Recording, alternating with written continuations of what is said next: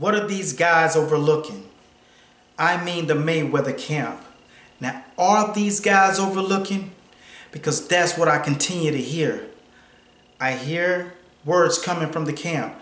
It's just like a voice that comes through the night, and when you start to see these voices come consistently saying the same things, I start to get worried.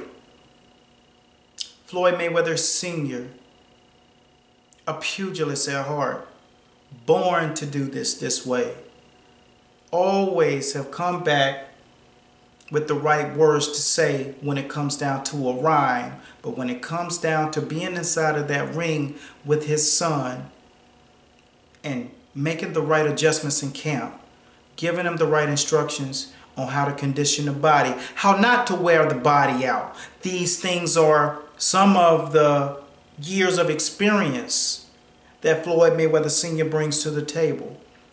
But when he birthed Floyd Mayweather Jr., one thing that Floyd Mayweather Jr. brings to the table is that oblong, unique gene and quality.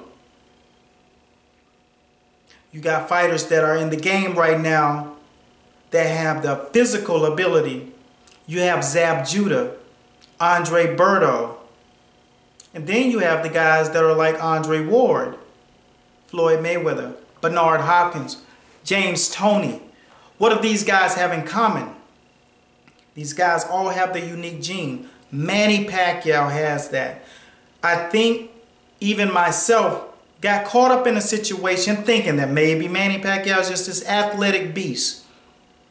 Well, I've studied and I've watched and I looked and I articulated his moves and some of the things that people are overlooking.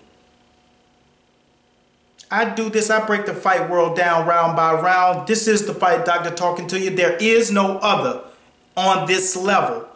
No matter what you out there doing, learning, absorbing, there's only one pinnacle. And the science and the knowledge that I bring to this game is the pinnacle. Just like when Floyd climbs through those ropes, Manny climbed through those ropes, Roy Jones used to climb through those ropes, Ray Robinson climbed through those ropes, Ali climbed through those ropes.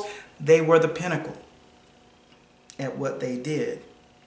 But when I break this stuff down, it's not to be voice stat.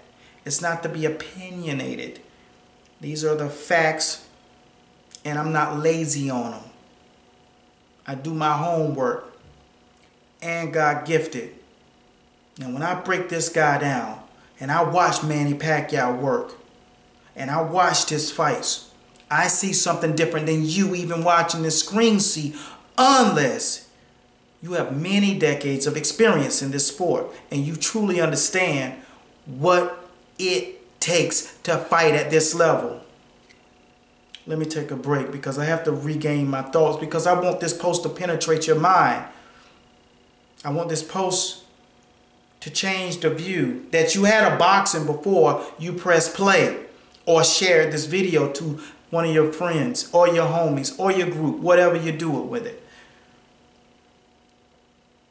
Just give me a second because I don't want to miss anything. I saw Floyd doing his training. And yes, he's brought in Alex Ariza.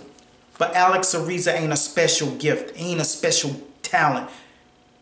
Alex Ariza is a strength and conditioning coach that's been around the boxing sport and got knowledge. And then you have the real guys that are born to do it, like Mackie Shillstone, who took Spinks and developed him into a proper heavyweight. He took Bernard Hopkins, he took Roy Jones and took them to the next level. He showed them how to operate in a different section of their mind. That's what I do. Check my record. That's why this post means so much to me, that I don't want to lose you in it. Go on to the next video and learn what you can learn, but this video is going to share something with you that you do not yet know.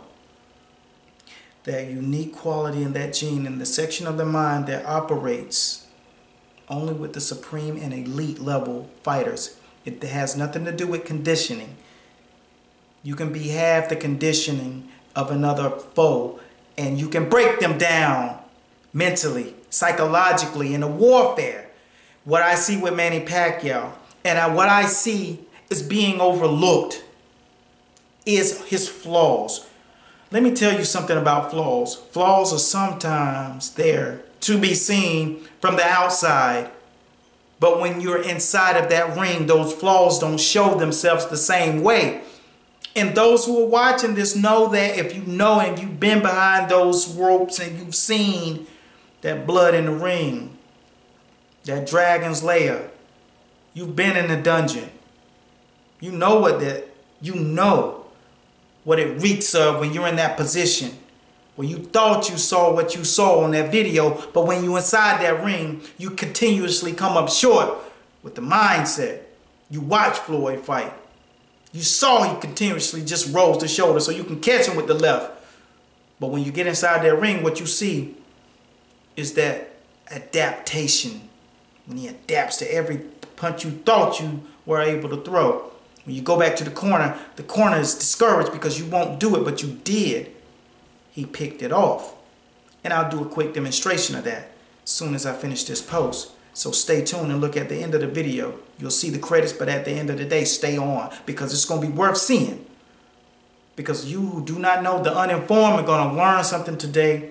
And it's my pleasure to give it to you because Floyd Mayweather and Manny Pacquiao created a stage for us to be able to be vocal about what's coming up. This fight is going to be the best darn fight of the year, not because of the promotion. Because if you ever seen a level 5 tornado clash with a hurricane, that's what you're going to see. And it's not hype talk. The reason why I'm going to break it down. When you see these two fighters stand mano a mano, face to face, they both have a quality. And one of the things that Floyd Mayweather's quality is his mind. You can take all the speed, all the power, all the agility away, and he'll outthink you. That's what this section is about, not thinking. Let me rephrase that. You can take all of his abilities away, and he'll make you think. And he's not thinking. He's continuously adapting. Now remember that. Every time you watch his fights, all the game plans go out the window because you can't plan something that's not happening yet. You can't plan for something that you haven't seen coming. He's going to show you something that you didn't prepare for because you threw something at him that you thought would work because you saw it in another fight. Well, he adapts to that at that moment. And you know about this because that's his reputation. Adapting, adjusting. You hear these words, but you don't know what they mean. Most of you don't. But I'm in here to inform you, so allow that responsibility to be on me. And I will continuously guide you through it. The stutter step that Manny Pacquiao does. Yeah, it's just like poker. Every time he's about to do something, he throws that move. But the thing about it is, can you time something? You don't know which one it's going to be. Holyfield was on the record telling Mike Tyson, you know, how bad he wanted to beat him. And Tyson said the same thing about Evander Holyfield. I wanted to beat you so bad. Why were you able to beat me? Was the word that came out of Mike Tyson's mouth. Because they are friends now. And Evander Holyfield looked at Mike Tyson and said, well, there was a move that you used to do. And it's called the peekaboo. But the amount of peaks that Tyson used to throw at you were unsurmountable and unmeasurable and uncalculated. So he would slip, pop, pop, pop, with the head pop 4 to 6 to 7 times and freeze his opponent. Well, over a period of time, Tyson stopped training in the methods that he had trained in for so many years prior. And he started to be predictable with his head count, with his head pop. And Evander Holyfield told him, that's why I was ready to fight you, because I had found your timing. Those little details that no one else on the planet saw, Evander Holyfield saw.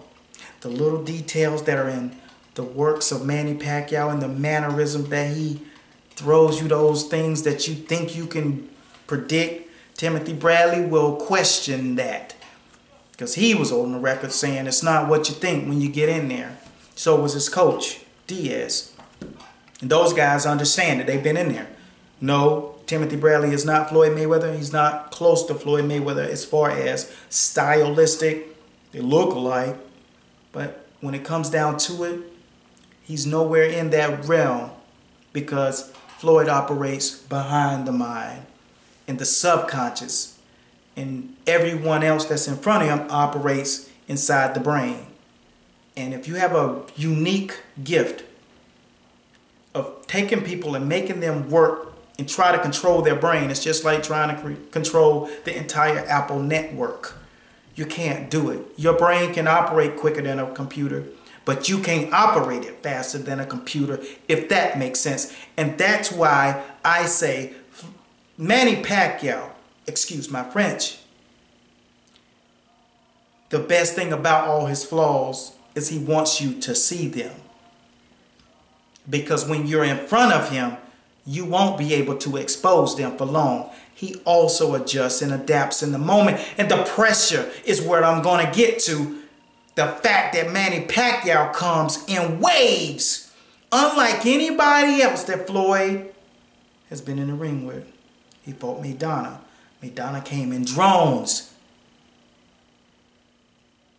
Pacquiao don't come like that.